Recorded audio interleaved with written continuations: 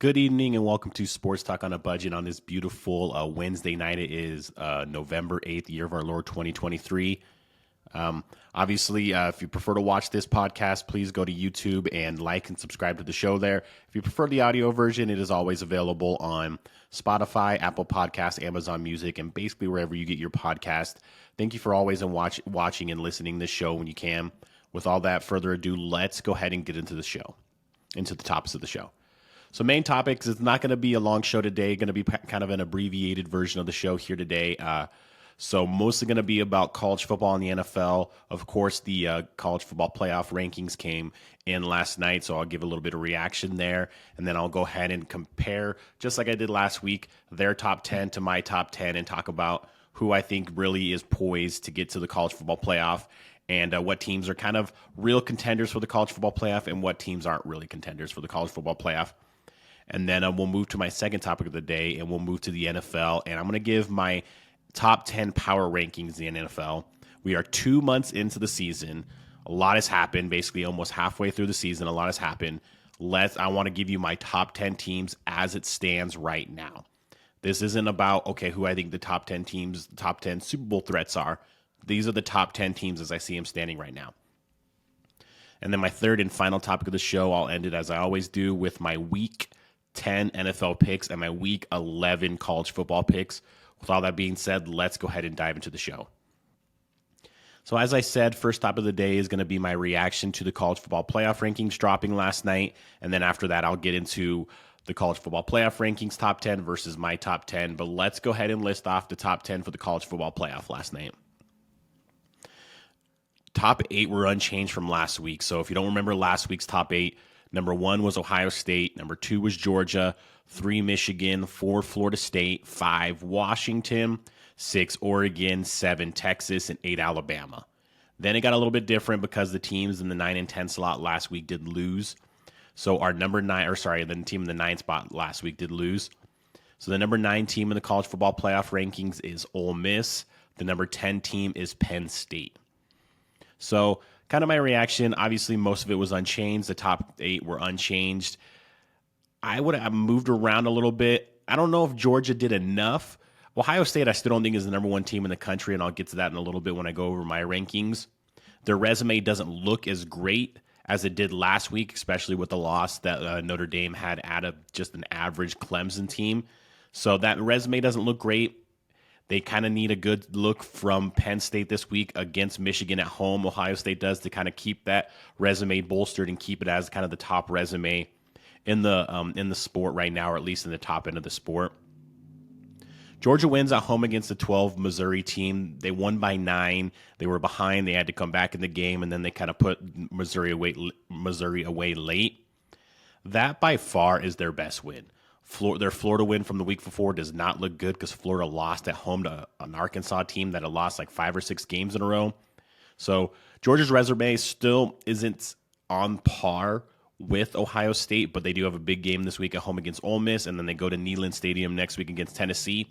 So Georgia will have their opportunities to take that number 1 spot. Then we look at Michigan. Michigan has played virtually nobody this year outside of maybe a decent Rutgers team and a decent UNLV team. Their biggest test is this week, of course, when they go to Happy Valley and they're going to play Penn State in the big noon kickoff game on Saturday. That'll help bolster the resume, but even a win on the road at Penn State will not be enough to get Michigan up in that number 1 spot. I think they've been the most impressive team, even though they really haven't played anybody, because they've done exactly what you're supposed to do when you don't play a tough schedule and you play inferior opponents. They've absolutely hammered and won by an average of 24 points in each one of their games. So they've done exactly what they're supposed to do, where some of these other teams like Georgia, Ohio State struggled for most of the game against Rutgers last week. Georgia had struggles against Auburn, South Carolina at home. Where Michigan, when they play inferior opponents, they do exactly what they're supposed to do. They just blow them out.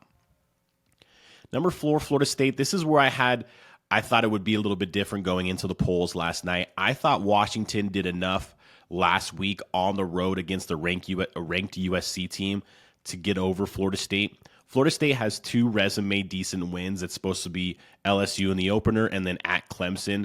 Clemson has 4 losses, so that win doesn't look that great. LSU just took their third loss and against Alabama on the road, so that win is diminishing as well. Where you're looking at Washington at home against Oregon, maybe one of the best wins of the year, and then on the road, I know USC doesn't play any defense, but you're still going up against the reigning Heisman Trophy winner in Caleb Williams and Lincoln Riley, one of the best offensive minds in the entire sport. So to get a victory there, especially when they were playing catch up the whole first half and then finally took the lead at the end of the first half, to get a victory there for Washington and kind of get back on track when they had a couple of rough games against Arizona State at home and Stanford on the road, I thought Washington did enough to jump Florida State, but I'm okay with them not right now. Washington has Utah at home this week. Another victory like that should get them over Florida State if both the teams do win. Oregon at 6. A lot of debate last night on the show on ESPN. You heard Greg McElroy and some of the other panelists talk about it. Is Oregon really the best one-loss team? Now, they don't have the best resume. Texas and Alabama do have a better resume than Oregon as the one-loss team, but I think Oregon's looked the best as the one-loss team. They, outside of the Washington game, they've pretty much done to everybody else they've played on their schedule what Michigan's done on their schedule. They've played inferior opponents, and they've handled those inferior opponents and really haven't been in a very close game outside the Washington game. And then the win on the road 2 weeks ago at Rice-Eccles Stadium in Utah, they just hammered Utah on the road, and Utah hadn't lost a home game in a very long time. I think that is probably the best win outside of Texas's over Alabama. So I'm okay with Oregon being the top one-loss team, and that's actually who I have in my rankings as well. I'll get to that, like I said, in a minute. But the debate, and then obviously you have to have Texas over Alabama. They beat Alabama at home by 10 points. So you have to have them over Alabama. Alabama is the third best one-loss team, in my opinion, and obviously in the committee's opinion as well. Ole Miss, Penn State, I'm okay with that. Ole Miss has a big game this weekend on the road at Georgia. If they somehow find a way to pull out that victory, they could vault to the number one-loss team, because that would be the best win. So that could change everything. And then Penn State, of course, has Michigan at home. If they can get a victory, they could vault themselves up into the best one-loss team as well. So most of it was unchanged. The only thing that happened was Oklahoma lost last week. That was the number 9 ranked team, and they fell out of the top 10. Most of it unchanged. There was some other reactions in the teens and the 20s, but these are the teams that I think have an actual shot of making a national championship or making the playoff and competing for a national championship.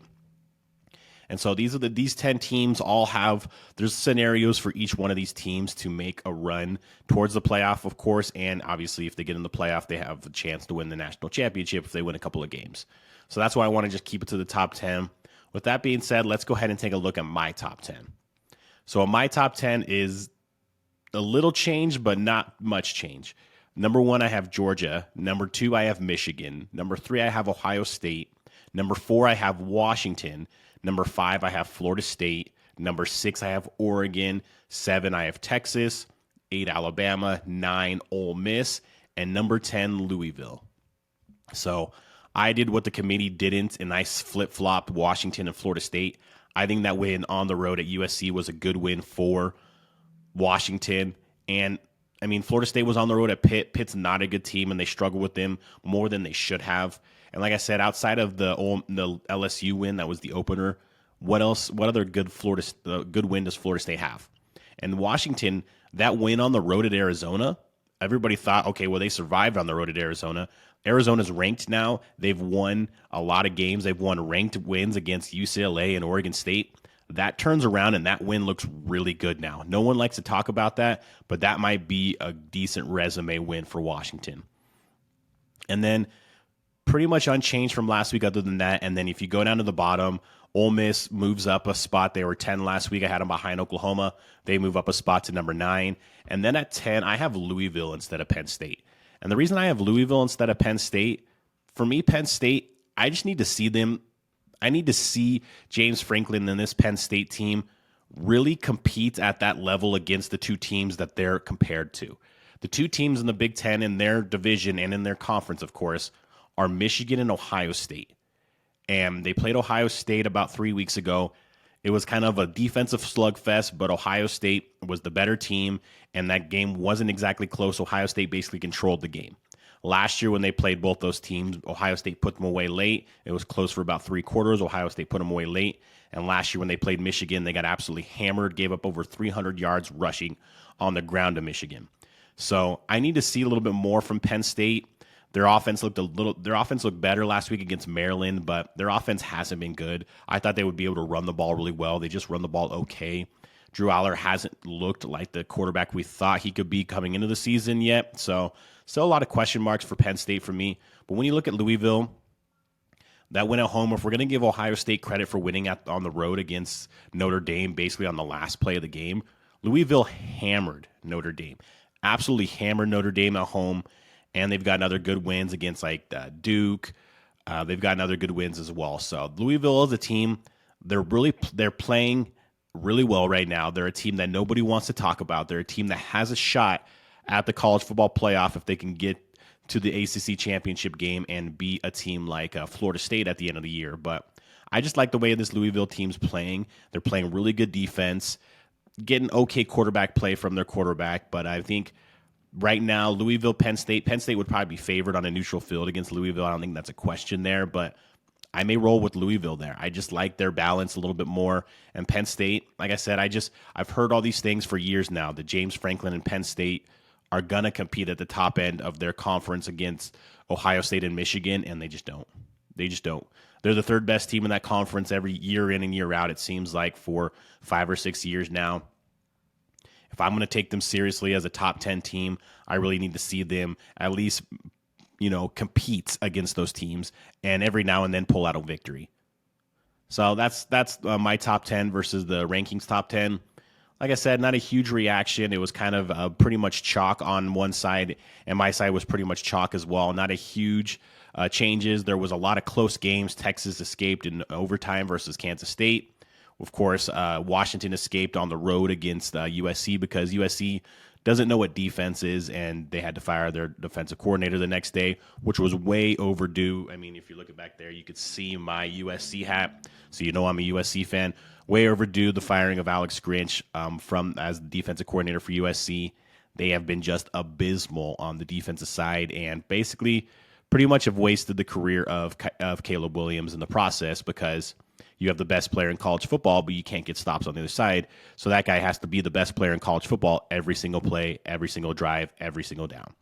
It's just, people can't do that. People are human. He's going to make mistakes. He's going to have an errant throw. He's going to fumble the ball. He's going to throw an interception. He's going to take a sack. It's not smart to play that kind of football and to be that one-sided. So hopefully they can figure it out, get a decent defensive coordinator in there, because that's all they need is a decent defense with Lincoln Riley running the offense, and they could be a team that can compete at the top end of college football. But like I said, not a huge reaction to the college football rankings. Let's go ahead and move on to my second topic. Second topic is going to move over to the NFL, and that is my NFL power rankings. Like I said at the beginning of the show, we are 2 months into the season, halfway through the season pretty much, and seen a lot of power rankings from other people. These are going to be my top 10 teams. Some teams have separated. This is almost like tiers, kind of the first 4 teams, then the next 3, then like the next 4, or the next 3 as well. So it's a little bit different there, but I'm not going to tier it. I'm just going to give you my top 10 teams. Let's go ahead and start at number 1. At number 1, we have the Philadelphia Eagles. Philadelphia Eagles are 8-1. They've gotten victories over the Dolphins and the Cowboys in their last 2 games. So they're a team. Yes, did they look great beating the Cowboys on Sunday afternoon? No, they did not.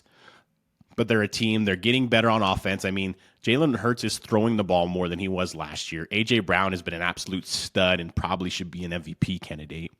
Of course, they got Devontae Smith on the other side, so they always have that 2-headed attack at wide receiver. You know they're going to be able to run the ball well.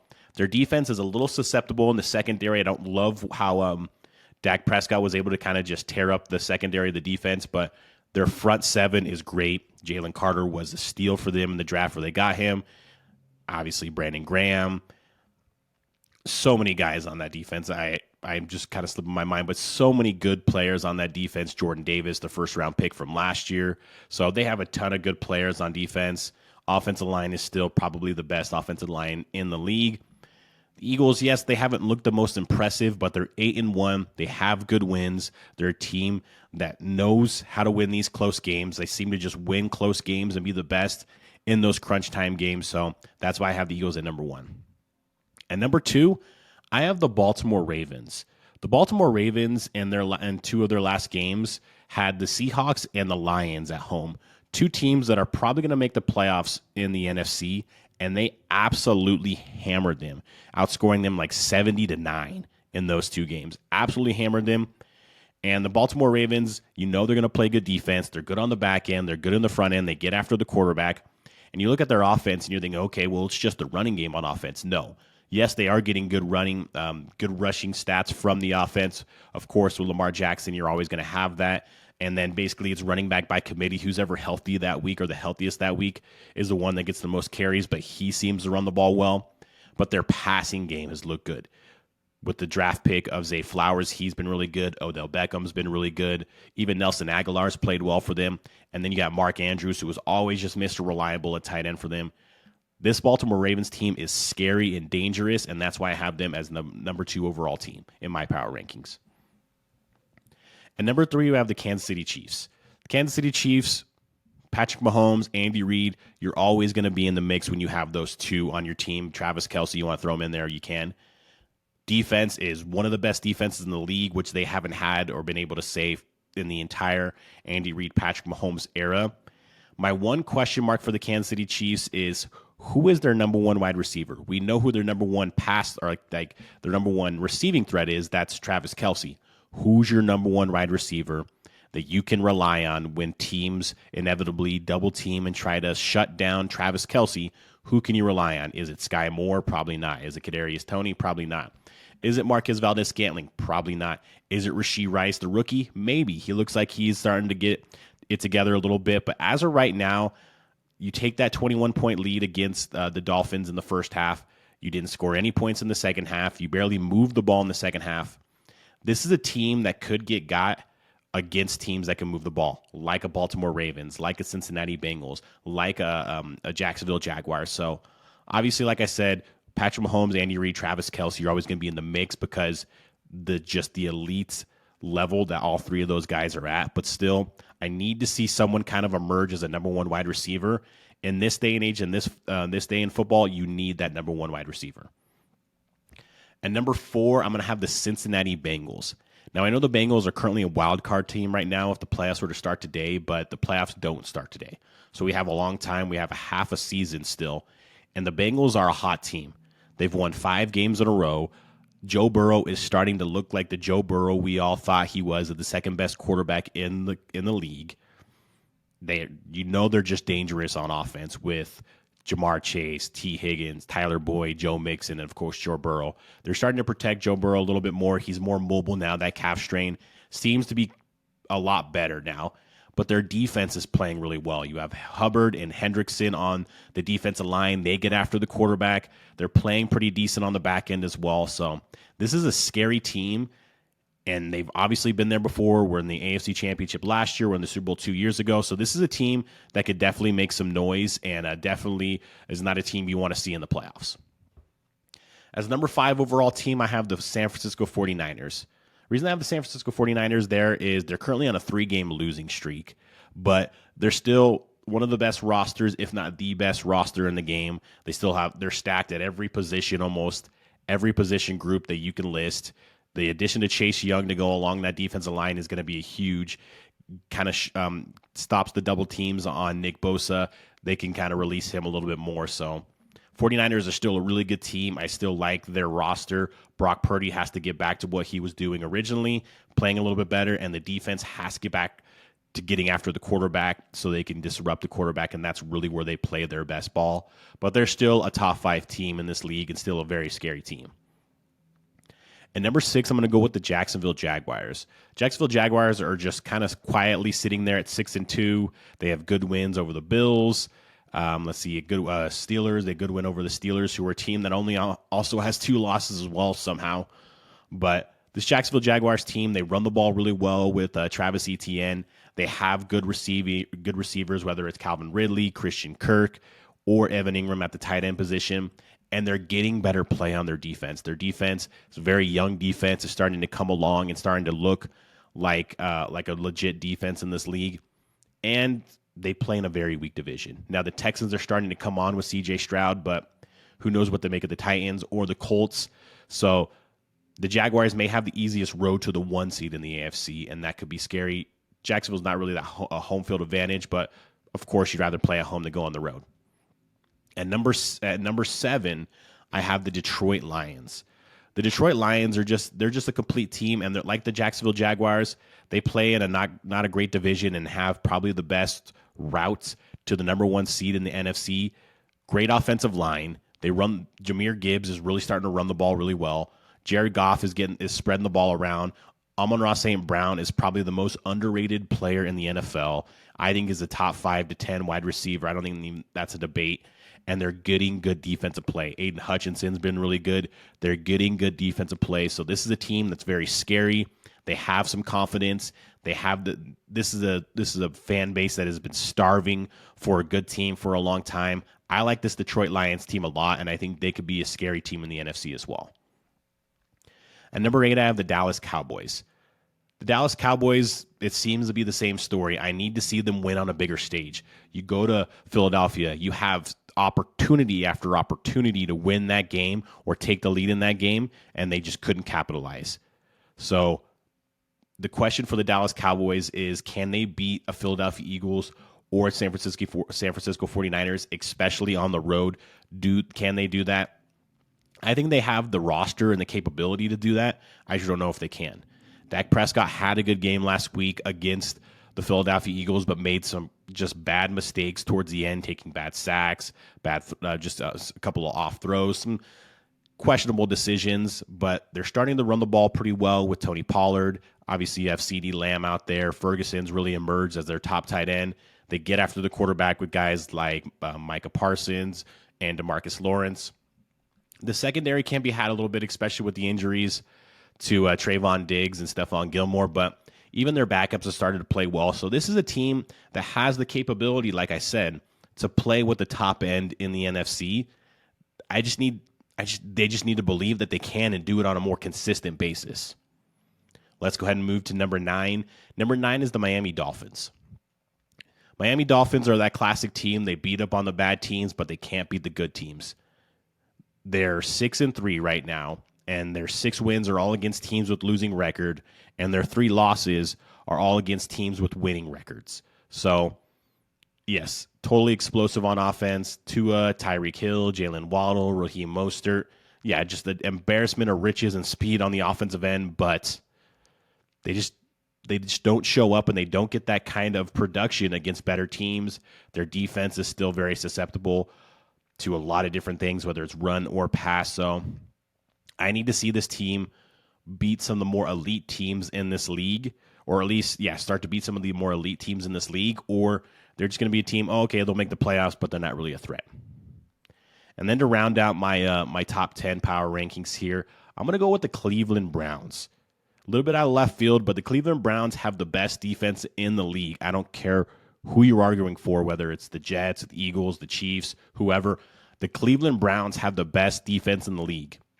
And they're not getting great quarterback play, whether it's P.J. Walker or Deshaun Watson. They're running the ball pretty well with Jerome Ford and Kareem Hunt. Amari Cooper is still a threat on the outside at wide receiver. So they're getting decent offensive play, but their defense is just suffocating teams week after week after week. And the reason that they are still a 2-loss team, they're sitting there at 6-2, is on the back of their defense. So this defense is a defense like the 0-1 Ravens, like the 0-2 Buccaneers, that could be good enough, or the Legion of Boom with the Seattle Seahawks, that could be good enough to carry a team, maybe not always the Super Bowl, and to win a Super Bowl, because I think in this day and age you need more offense to do that, but to at least carry a team to a playoff berth. So that's why I got the Cleveland Browns at number 10. Let's just go ahead and recap the list. Number 1, I have the Philadelphia Eagles. Number 2, I have the Baltimore Ravens. Number 3, I have the Kansas City Chiefs. 4, I have the Cincinnati Bengals. 5, the San Francisco 49ers. 6, the Jacksonville Jaguars. 7, the Detroit Lions. 8, the Dallas Cowboys. 9, the Miami Dolphins. And 10, the Cleveland Browns. Let's go ahead and finish off the show with our last topic of the day, and that is going to be my Week 10 NFL picks and my Week 11 college football picks. Go ahead and start off in the NFL with a sneaky good game. We have the Texans, who are just coming off a great victory, last-minute victory against the Buccaneers at home, and C.J. Stroud is the runaway Rookie of the Year. Just give him the award at this point. At the Cincinnati Bengals. Cincinnati Bengals are currently a 7-point favorite.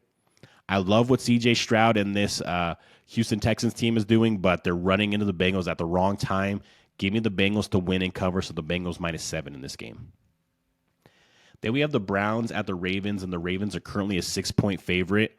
As I mentioned when I was talking about the Ravens, they have just been hammering teams at home with the Seahawks and the Lions in the last couple of weeks.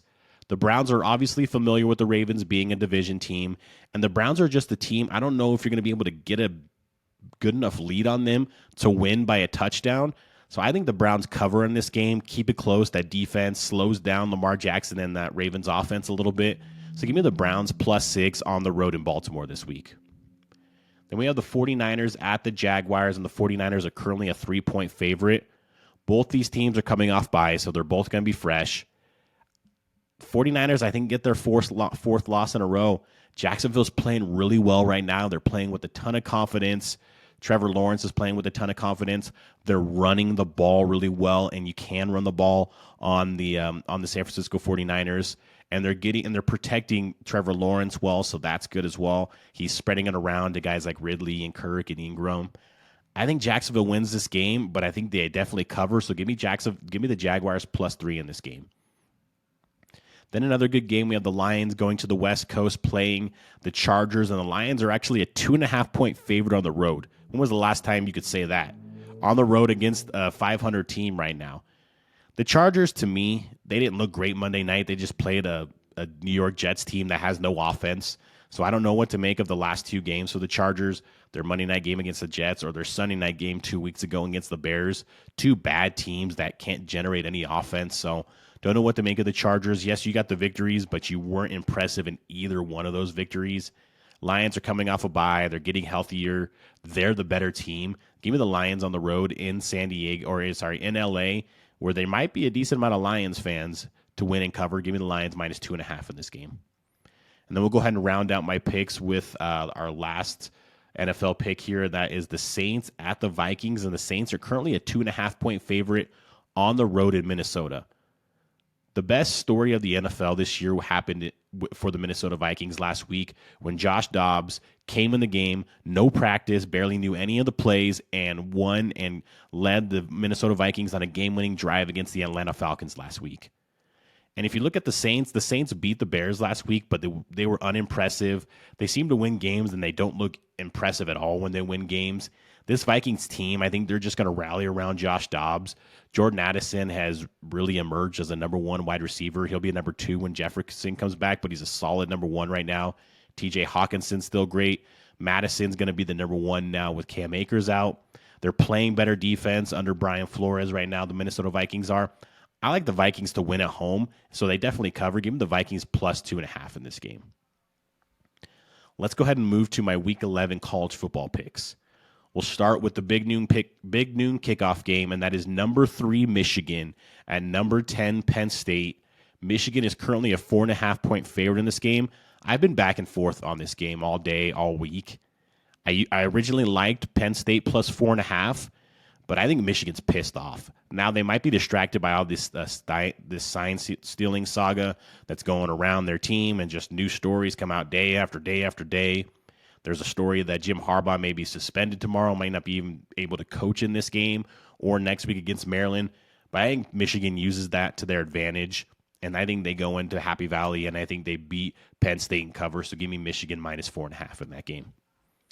Then we got Utah, number 18 Utah, and number 5 Washington. And Washington is a 9.5-point favorite in this game. Now, Utah has the ability of kind of uglying up games and making you play their style of football. Typically, when they do that, it's in Rice-Eccles Stadium in Utah. They're not a great road team. If you look at their history over even the last couple of years when they've been good, their road points per game versus their home points per game is a pretty decent gap. Washington, they're going to score. They have 3 NFL wide receivers. They have a first-round NFL quarterback. Their running back just got a ton of confidence after playing against USC, which seems to be everybody who plays against USC. So I like Washington to win and cover in this game, so give me Washington minus 9.5.